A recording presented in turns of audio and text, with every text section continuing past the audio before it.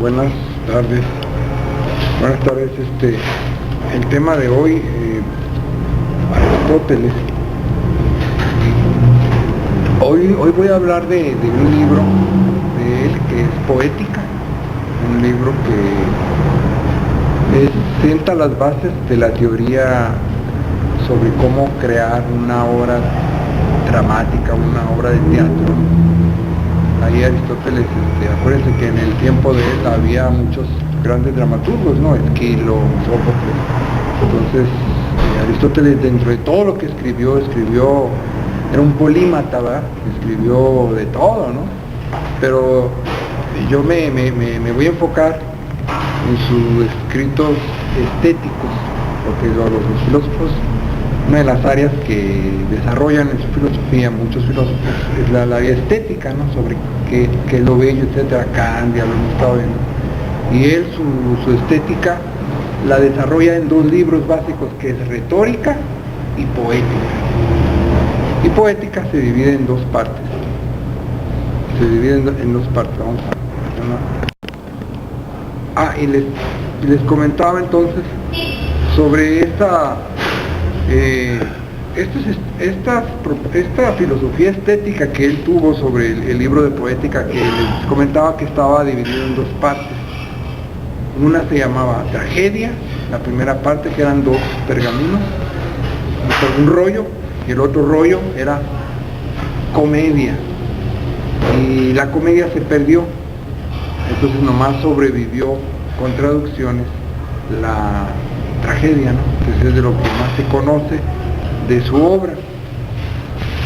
Parece que fue escrita en el 335 a.C. Como les decía, está considerada Poética la obra sobreviviente más antigua de la teoría dramática. Está considerado el primer tratado filosófico para centrarse en la teoría literaria. Poética significa hacer. Y que allí analiza los géneros, hace una división estructural de la expresión literaria, con los géneros drama, comedia, tragedia, obra satírica, poesía lírica, poesía épica, canciones ditirámbicas, que eran himnos cantados para alabar a Dionisio, dios del vino y de la fertilidad, ¿verdad? Y ahí dice Aristóteles que todos estos géneros, que en ese entonces así los clasificó él, tenían semejanzas entre ellos, que todos eran imitaciones, ¿no? Imitaciones de la naturaleza. Y se diferenciaban en que, bueno, algunos utilizaban la música, la armonía, el metro, la forma o la melodía. También se diferenciaban según sus caracteres, qué tan buenos eran, ¿no? Y también se diferenciaba en cuanto a la forma en que se expresaban esos personajes, ya sea por narración, por actuación, por diálogo, etcétera, ¿no? ¿Cuáles son las causas de la poesía? Según Aristóteles, nosotros hacemos poesía porque gracias a la imitación de la naturaleza nosotros aprendemos, nosotros le robamos al creador, al artista que creó el universo y que creó todo, imitándolo, o sea, agarrando una flor y entonces yo le estoy robando la técnica al creador, al poeta. Entonces la poesía, que quería decir imitación, que era una imitación, era una forma de aprender, y también la poesía era una forma de ver la verdad más fácil o más placenteramente. Ahí se me va a terminar mi tiempo, ahorita voy a continuar, pero les comentaba yo que en los cursos, aquí estamos viendo la base de todo el desarrollo literario posterior, ¿no? Porque en los cursos de Shakespeare nos decía la maestra, olvidé su nombre, que Shakespeare cambiaba de poesía a prosa, o de prosa a poesía, en los estados de iluminación. O sea, digamos, cuando el personaje en sus diálogos no estaba iluminado, no estaba arrobado, poseído por las musas, su expresar era prosa. pero cuando era poseído empezaba a hablar como poeta. Sí, Aristóteles, voy a salirme un poquito y luego me continúo otra vez aquí, ¿no? Aristóteles formuló el principio de no contradicción, lo cual dice que no podemos, dos cosas no pueden ser verdaderas contrarias al mismo tiempo. O sea, no puede ser verdad que yo sea y que no sea a la vez, de acuerdo al principio de no contradicción. Y eso tiene que ver con la idea de cómo, pues, de la lucha que él hace en poder conciliar a Parménides y a Heráclito, como ustedes dicen. Y esto también tiene que ver con la teoría de la generación espontánea, que también tenemos que relacionarla con el hecho de que de la nada tenía que surgir algo. Entonces ahí también la generación espontánea va a jugar un papel muy importante en su búsqueda de la conciliación entre ese ser y no ser, que es el movimiento, porque Heráclito dice, es que el ser y no ser es el movimiento, porque el ser está dejando de ser y se mueve y deja de ser. Entonces, pero para Aristóteles el movimiento es cuando el acto, cuando la potencia se convierte en acto, cuando la potencia, que es lo que puede llegar a ser, se convierte en acto. Entonces ahí ya está explicando el movimiento. Y ahorita que tú mencionabas sobre cómo concilia Aristóteles el realista a Platón, bueno, dice, lo que Platón llamaba el concepto o el eido en realidad es la forma, y la materia es lo que, o sea, la potencia es la materia sin forma, y el acto es la materia ya con forma, cuando el escultor le da forma. Está interesante eso, ¿no? Entonces, pero bueno, ¿no? Pero más quería mencionar eso, ¿no? Que Aristóteles dice que o sea, le cambia la palabra eido y él dice forma. Ahora, sí, Aristóteles establece, como ustedes dicen, que el mundo inteligible y el mundo sensible están unidos, nada más que el inteligible lo inteligimos, ¿no? Con la capacidad de abstracción mental, que es considerar aparte, analizamos, y el mundo sensible pues a través de los sentidos. Pero sí, efectivamente él dice, están unidos, ¿no? Ahora, y son armoniosos. Ahora, continuando aquí con poética, Aristóteles, en otras las partes, siguientes partes de su libro, él discute la tragedia, aunque hay diferentes interpretaciones, diferentes traducciones que interpretan diferente a Aristóteles. Hay que recordar que su obra original en griego está perdida, y en la Edad Media y en el Renacimiento se tuvieron copias en latín, que a su vez estas se obtuvieron del árabe, del escritor Averroes. Entonces, como les mencionaba al principio, su filosofía estética la resume en dos libros, Poética y Retórica. Poética está dividida en dos libros o dos rollos separados. La primera parte es la tragedia, la parte que sobrevivió, y la segunda parte es la comedia, la parte que está perdida, aunque hay un Tractatus Coeslinianus, que es un resumen, es un manuscrito que existe en París, y es un resumen de la comedia, y en ese resumen más o menos decía lo que decía lo mismo de la tragedia, ¿no?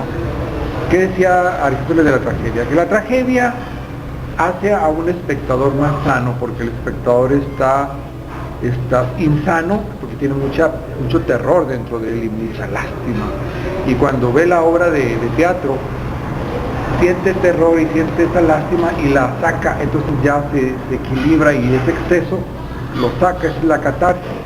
Algo similar decía de la comedia, que era un exceso de risa o un exceso de locura que el espectador en la comedia sacaba cuando veía la comedia, ¿no?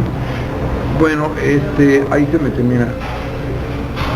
Ahorita tú mencionabas sobre Aristóteles, sobre si había sido demasiado realista y materialista. Aristóteles tenía un tío que le había dado una posesión política a él, y cuando el tío fue asesinado, Aristóteles peligró su vida y tuvo que huir a la isla de Lesbos. Románticamente ahí Aristóteles comienza su amor y su estudio por la biología. O sea, no era un hombre erótico, pornográfico, porque la isla de Lesbos era una isla de mujeres, de ahí viene la palabra lesbianismo. Ahí se enamora, ahí Aristóteles descubre el erotismo, pero como tú decías, su mente científica se va a enfocar en la biología, en descubrir cómo los seres humanos se reproducen. Empieza a sentir un gran amor por la vida, por la naturaleza, por los seres vivos, por la fecundidad. Y tuvo una hija, y ya él regresa entonces y crea su escuela, ¿no? Que era peripatética porque discutían caminando, no iban a un lugar donde... Pero bueno, son datos. Y efectivamente, como tú decías, otra de las cosas que iba a mencionar es que la forma y la materia es igual a sustancia. La sustancia es la unión de la forma y la materia. Bueno, continúo entonces aquí con la poética. ¿Cuál es el contenido del libro de la poética? Al principio Aristóteles comienza en un discurso preliminar sobre la tragedia, la poesía épica y la comedia como principales formas de poesía imitativa. Enseguida procede a dar una definición de tragedia y define cuáles son las reglas para su construcción. Hace un análisis cualitativo de las partes, de sus partes. ¿Cuáles son las reglas? Primero tiene que haber, si yo quiero hacer una obra de teatro, tengo que crear un placer estético, un placer trágico, perdón, o catarsis, que es una forma para crear en el espectador la pena o el miedo libertador, que liberen ese exceso de esos dos sentimientos que lo tienen a él enfermo, ¿no? Los personajes, otra de las reglas, los personajes tienen que ser buenos, apropiados, realistas, consistentes, y otra de las reglas es que debe de haber una iluminación, un descubrimiento, el cual debe de ocurrir dentro de la trama. También el poeta visualiza todas las escenas para crear la tragedia, ¿no? Y él debe de incorporar la complicación y el desenlace. Debe de combinar todos los elementos para construir su tragedia, ¿no? Para esto el dramaturgo debe de expresar pensamientos a través de las palabras y las acciones de los personajes. La dicción y las palabras habladas son elementos muy importantes para expresar una idea específica. Y termina su libro con un capítulo de posibles críticas a una épica o a una tragedia y las respuestas que él da a esas críticas, ¿no? Aristóteles consideraba la tragedia como un arte superior a la poesía épica o a la epopeya, y decía que tanto en una narración como en una obra de teatro, la realidad debe ser sentida por el espectador, debe sentir que esto que está pasando es real, ¿no? Para que realmente le llegue, ¿no? O sea, debe ser una imitación tan engañosa, tan ficticia, tan real, porque realmente es una imitación, o sea, son actores, pues realmente ellos no están pasando, pues debe ser una imitación tan realista que produzca un efecto de verdad, que produzca las emociones en el espectador, ¿verdad? Bueno, continúo con, les comentaba sobre que la tragedia es una forma superior, es una forma superior a la poesía épica y a la epopeya, ¿no? Y que la realidad debe ser sentida. Ahora, la imitación trágica requiere menos espacio para la consecución de su fin. Si tiene un efecto más concentrado, es más placentero para el espectador que en una mezcla extensa de tiempo en donde la emoción se diluye. Entonces un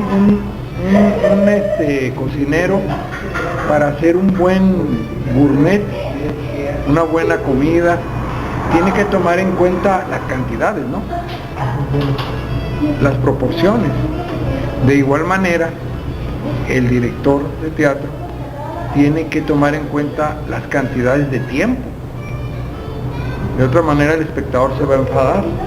Por eso las obras de teatro que estaban basadas de Shakespeare, que estaban basadas en la teoría de Aristóteles, todas eran de 5 actos. O sea, si se pasaban de 5 actos o de cierta cantidad de tiempo, ya decían, no, esta obra no va a pegar, o estás mal, eres mal dramaturgo. ¿Pero por qué? No has leído a Aristóteles, porque eres un mal cocinero, le estás echando demasiado vinagre, ¿no? Para crear el arte de algo, las proporciones tienen que ser, bueno. Ahora, en las formas inferiores a la tragedia, como la poesía épica o a la epopeya, tienen un defecto, que hay menos unidad. Hay menos unidad de tiempo, bueno, ahí no lo voy a explicar mucho. Ahora, hablando de la materia de la tragedia, un drama trágico incluye coro y música, o sea, era como una especie de ópera, ¿verdad? El coro era un personaje.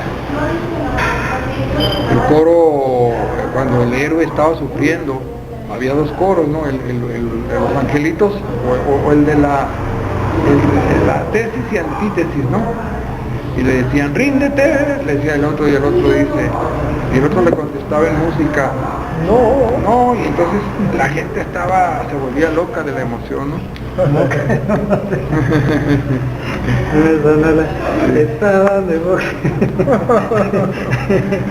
Sí. Ok, ahora hablando de los sujetos, la tragedia incluye personas serias e importantes y virtuosas, y la comedia incluye personas risibles, personas no serias, personas poco importantes y poco dignas, ¿verdad? Ahora, Aristóteles también hablaba de la división tripartita. ¿A qué se refiere con eso? Que había que tener personajes que fueran superiores a la audiencia, semejantes a la audiencia, o inferiores a la audiencia. O sea, había personajes, ¿verdad? Es la división tripartita. Ahora, el método que el dramaturgo utiliza, según Aristóteles, es el diálogo, ¿verdad?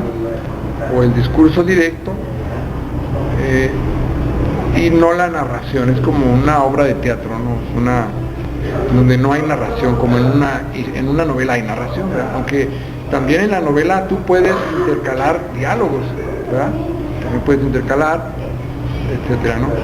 Ahora, Aristóteles también pensaba que la tragedia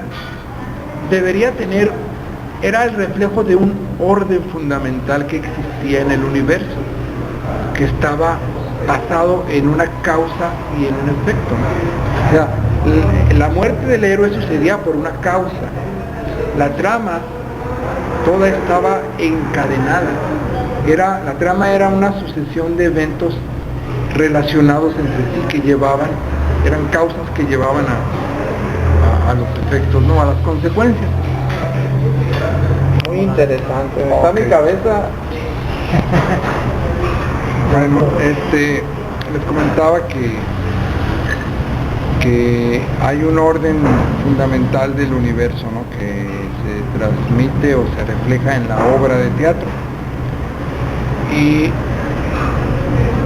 el hombre se vuelve más saludable cuando va a ver una obra de teatro, porque, como les mencionaba yo, libera el exceso de piedad y el exceso de terror, ¿verdad?, que lo enferman. Ahora, ¿qué es la trama? La trama es el mitos,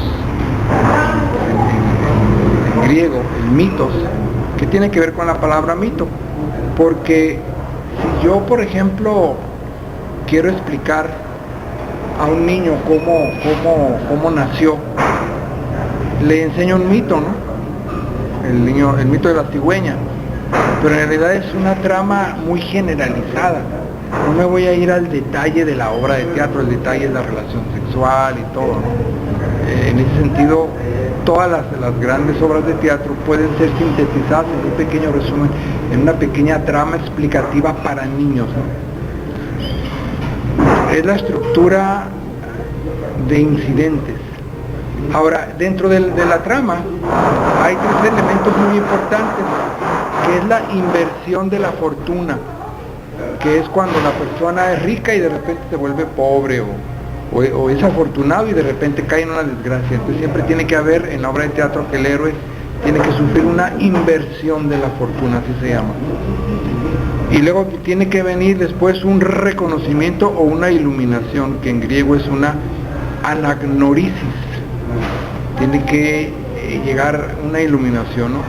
Y después viene un sufrimiento, que en griego es patos. Muchas veces ese sufrimiento puede incluir un daño físico o la muerte. Las acciones también tienen que ser lógicas, tienen que crear una sorpresa en el espectador para que sea satisfactorio, ya sea esta sorpresa que venga por una coincidencia, ¿no? El punto es de que después, al final de la obra, el espectador podrá entender y comprender esa sorpresa que en el momento no tenía una explicación, y ya la va a poder ver como plausible y como necesaria, ¿no? Es cuando uno dice, si extrapolamos esto a la vida real, uno dice, ay, ya me cayó esta enfermedad, y no lo entienden en ese momento, pero ya después era necesario, era real, era posible, ¿no? Eso aquí el espectador ve cuando el héroe sufre. Ahora, hablando del carácter, que es el ethos, los caracteres, es mejor que el héroe caiga por amartia, que esa palabra significa el error que comete el héroe, así que si esto sucede, el público se va a conmover más, ¿no? O sea, si el héroe sufre por una circunstancia aleatoria de la vida, no, pero si sufre por sus propios, por el horror que comete, y amartia quiere decir orgullo excesivo. Por ejemplo, esta amartia o este error puede suceder a sabiendas, como en el caso de Medea, o de manera inconsciente, como en el caso de Edipo. Ahora, continuando precisamente hablando de los personajes tienen que ser buenos, dice Aristóteles, porque si los hacemos malos a los héroes, la moral está en juego. Además, el público quiere estar feliz y quiere ver que la justicia triunfe, ¿verdad?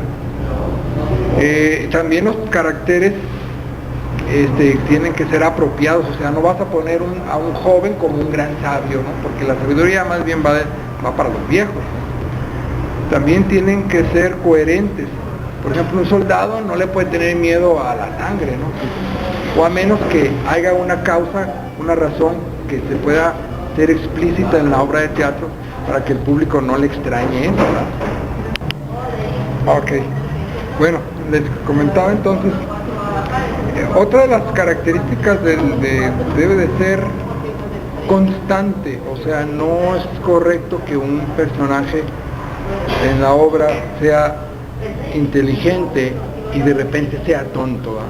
A menos que haya una explicación que tenga una causa para que pues, si no el público se extrañaría, entonces tiene que ser consistente. También habla del pensamiento hablado, ¿no? Por medio del pensamiento hablado, monólogo, el espectador puede darse cuenta de los antecedentes de la obra. Y habla también de la dicción y del léxico usado. El discurso debe reflejar las características y las cualidades morales de los personajes. Ahora, la melodía también es parte de la obra, como les decía, ¿no? Y finalmente el espectáculo, a lo que se refiere Aristóteles, es a los trajes, a los vestuarios, a la escenografía, que si son muy buenos y muy bellos, pero las actuaciones y los diálogos son malos, entonces como que se va a sentir que algo anda mal, ¿no? Entonces y el extremo de un espectáculo que no toma en cuenta ni las actuaciones es una obra de terror, ¿no? Donde se enfoca la obra de terror, se enfoca específicamente en puro espectáculo. Ahora, la influencia que tuvo esta obra,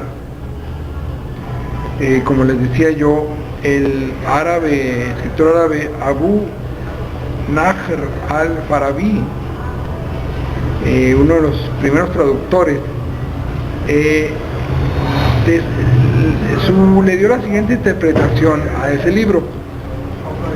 Trató de ver en la poesía o en la poética de Aristóteles una forma lógica de expresión que pudiera ser aceptada por el Islam. Y Averroes trató de conciliar o de armonizar la visión de él. ¿A qué me refiero? Hay que tomar en cuenta que la poesía no es muy bien vista por el Islam o la religión, ¿no? Porque la poesía es algo inductivo y la religión es algo deductivo, es algo de arriba hacia abajo, no de abajo hacia arriba, ¿no? Entonces ahí ese conflicto aparece, que hay que tomarlo en cuenta. Ahora, hablando de lo concreto y lo abstracto y de las categorías, cuando yo voy a pintar un cuadro, primero voy de lo particular a lo general o de lo general a lo particular. Voy de lo general a lo particular, primero hago manchas que no se distinguen, ¿no? El cuadro se va individualizando conforme yo lo hago más concreto. Entonces eso sucede, esas diferenciaciones, esos elementos se los debemos a Aristóteles. ¿Qué más?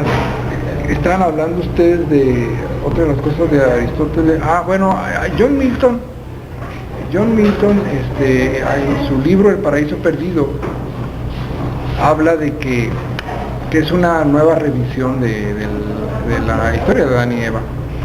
Menciona que la serpiente usó una falacia para engañar a Eva, ¿no? Entonces no usó un juicio. Entonces es una visión aristotélica de John Milton, porque la serpiente usó un argumento, no usó un juicio, que ahí estamos viendo la división entre idea y juicio y raciocinio.